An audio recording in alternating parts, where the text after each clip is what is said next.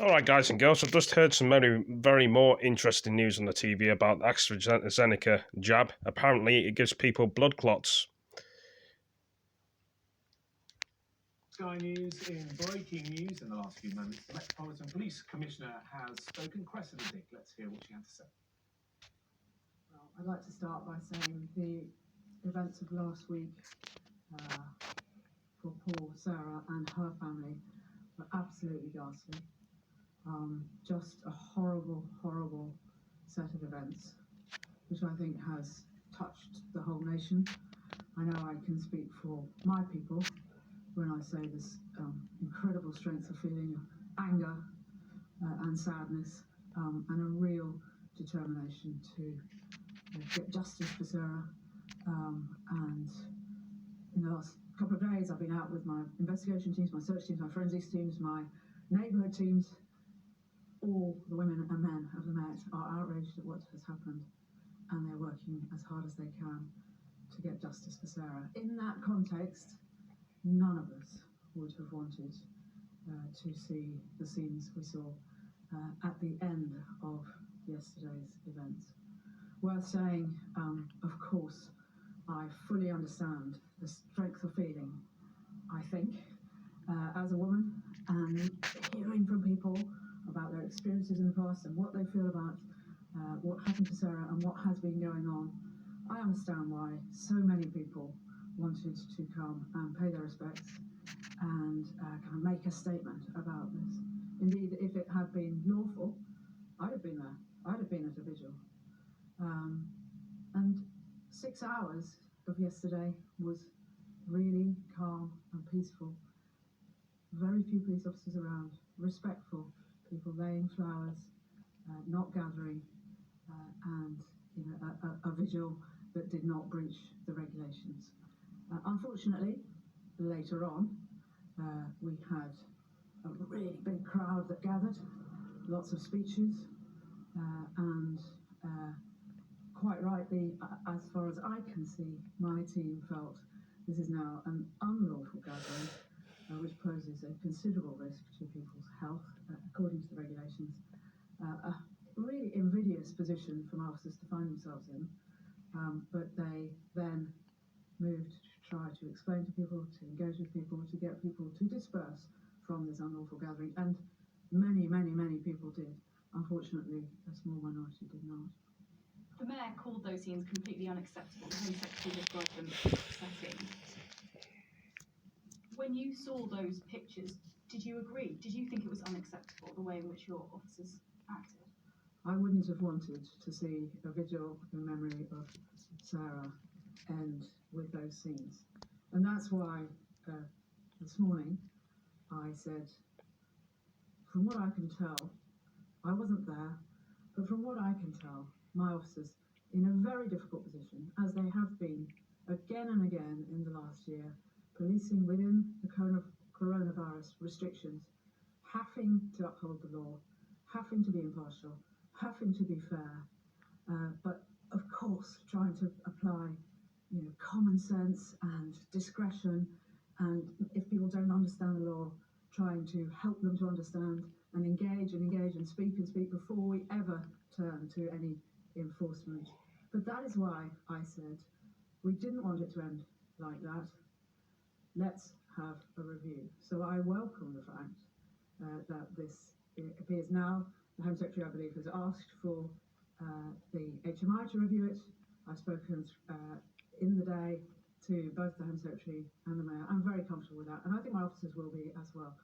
They, it seems, though, were not comfortable with your reasoning. They've both come out and said they're not satisfied with that meeting and the responses and answers you have given. The Home Secretary believes there are still questions to be answered. The Mayor said he's not satisfied. So I can't speak for them, and you've interpreted what they have said.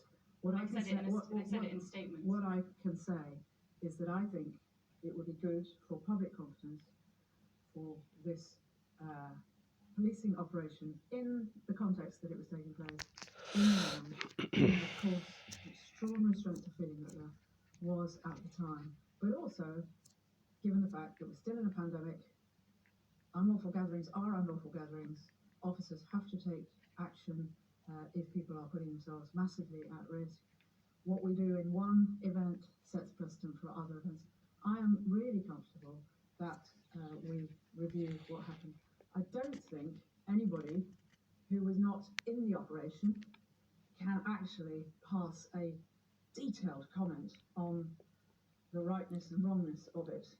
You know, this is fiendishly difficult policing, but also I'm sure for the people who wanted to, you know, express their feelings, that was a difficult situation for them. And that's why it needs a cold light of day, sober review, and I think we're all agreed on that. There have been calls from all quarters, many quarters, for you to resign. Are you considering your position? No, I'm not. What happened to Sarah appalls me. As you know, I'm the first woman commissioner of the Met. Perhaps it appalls me in a way even more because of that. What has happened makes me more determined, not less, to lead my organisation. I've listened to what people have been saying in the last week. I know that in the streets all across the UK, women don't feel as safe as we would all like women to feel. I am utterly determined.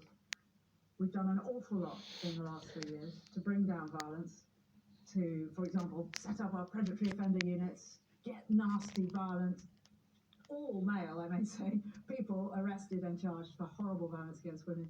But there must be more we, as the Met, can do. There must be more the criminal justice system can do.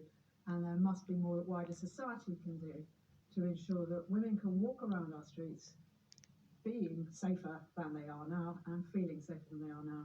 So my view is I'm entirely focused on that. I'm focused on growing the Met to be even stronger and even better together with others at keeping women safe. And that's my job right now. Growing the Met, just one more, growing the Met is going to be much harder given what's happened in terms of reputational damage. Do you feel you owe an apology to your frontline officers who are bearing the brunt of some of the fury and the feeling that is out there at the moment? I feel for my officers. I feel for them every day. I've just told you I've been out with them a great deal in the last 36 hours. That's the sort of commissioner I am.